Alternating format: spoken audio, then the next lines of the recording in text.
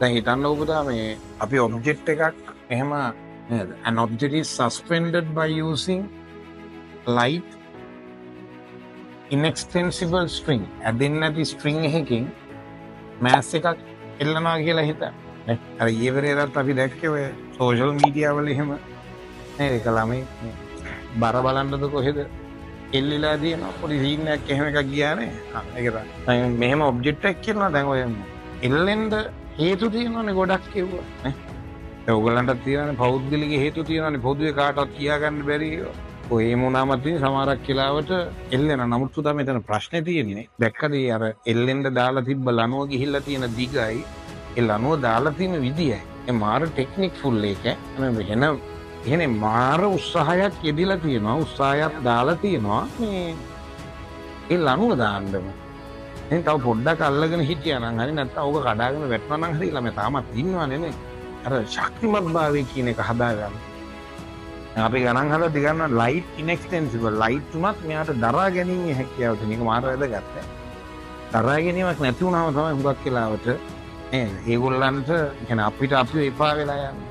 ඒකේ ප්‍රතිඵලයක් විදිහට ඉතින් ওই වගේ දේවල් සිද්ධ වෙන්න උලා දැන් ඉතින් වැරදිලාවත් දැන් බලට එහෙම දෙයක් හිතුනොත් එහෙම පොඩ්ඩක් මේ අඩුම ගන්න රිදෙනවා කියන එකවත් පොඩ්ඩක් හිතහල්ලා. ඒ ලණුවක් දාගෙන එල්ලෙනවා කියන එක ආතල සීන් එකක් නෙමෙයිනේ. ඒ ලණුව දාලා එල්ලෙද්දි හිතන්න ඕනේ බෙල්ල තද වෙනවා.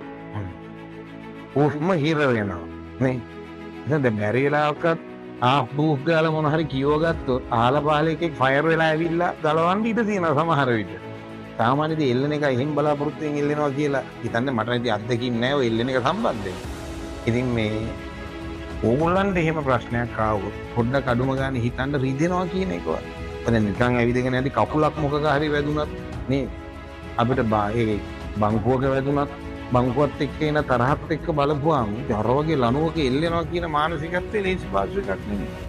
ඒ නිසා මේ සාමාන්‍යයෙන් මිනිස්සුන්ට පුතා හිතවත් යාළුවෙක් හරි අඩුම ගන්න. අතිශයින්ම දෙමව්පියෝ හරි වැඩිහිටියෙක් හරි හිතවත් වෙන්න. ඒ හිතවත් වීම ඇතුලෙන් තමයි එහෙනම් අපිට තියෙන්න ඕනේ පුතා කමියුනිටි එකක් තියෙනවා. සම්බන්ධතා තියෙනවා. නේ සම්බන්ධතා කියනවා වැරදිට ගන්න එපා. බලේ හිතන එක නෙමෙයි.